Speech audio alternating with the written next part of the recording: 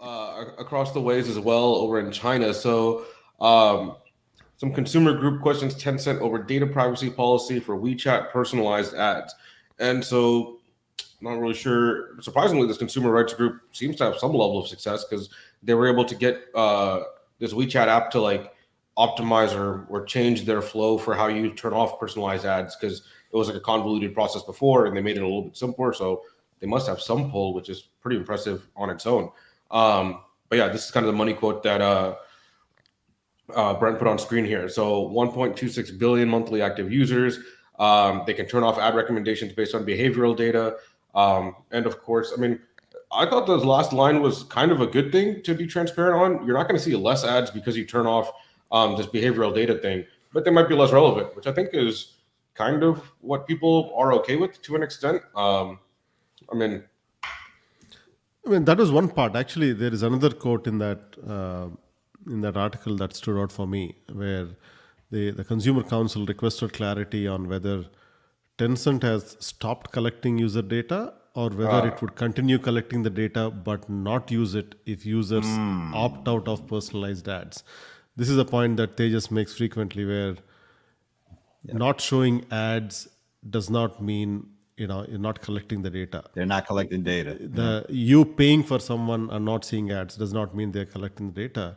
And the fact that ads are not personalized doesn't mean that data is not being collected. In both cases, and it couldn't be personalized on some other service too, right?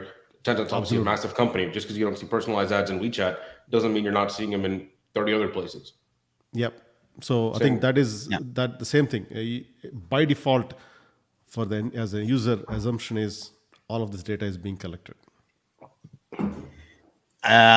So basically, if you don't accept the terms, then we're still going to show you ads. They just aren't going to make much sense to you. They're not going to be relevant, but you're not getting out of the ads. So that, to me, I think it's positive that they're just putting it out on Front Street like that. Mm-hmm. But the net effect is, my overall experience, you just don't care. You just want to either want my data, or you're going to make my life miserable when I use your app, basically, which is not the exact way you should go with this, but okay, I get it. As we talked the previous thing, they're making money both ways. You can pay for it and you won't see the ad, but we'll still collect the data and we'll still use that and we'll make money. There might be at some point a second level subscription, one level subscription to not show you ads, another level subscription to not collect the data. So the second one is going to be a premium. Yeah, I'm sure significant premium. And I mean, even in that kind of situation, I YouTube premium, so I'm a perfect example of that.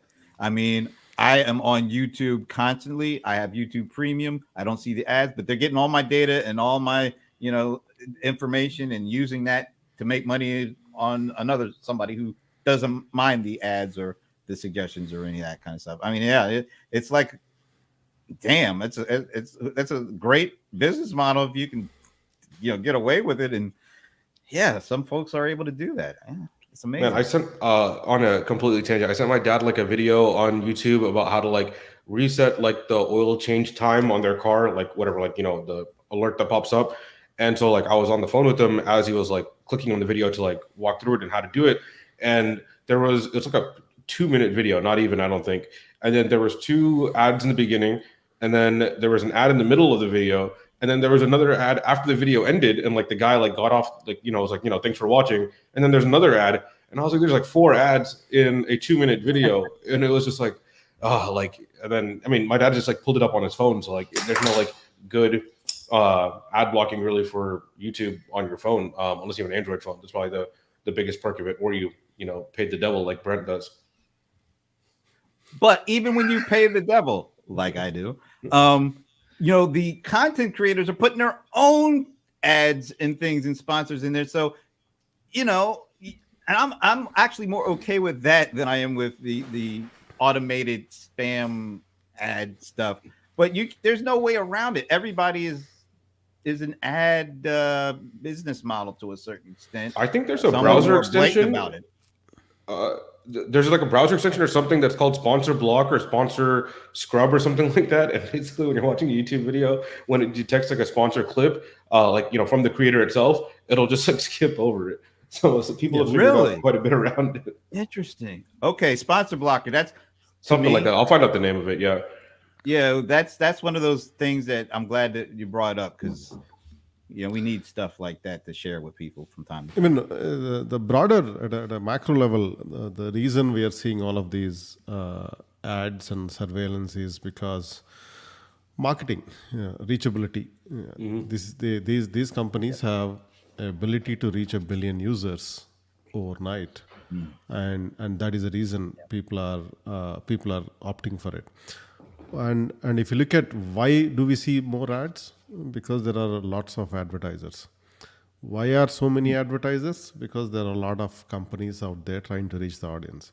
Why are there so many companies out there? Because there's a lot of funding that is going in there in the market. Why is there a lot of money out there? Well, there is a lot of money being printed on we are talking about trillions out there.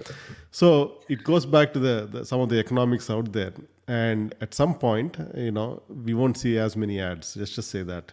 And I hope we are at the worst of the times when it comes to advertising.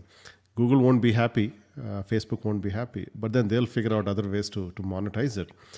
But I think there are other economic effects, and these are basically the downstream effects of some of the global moves. Mm-hmm. Hey, Tejas, should we count that as a smooth rant? Because he didn't really raise his voice, but he was on a roll there. I'm going to say that was a smooth rant. No, that's more like a stream of consciousness.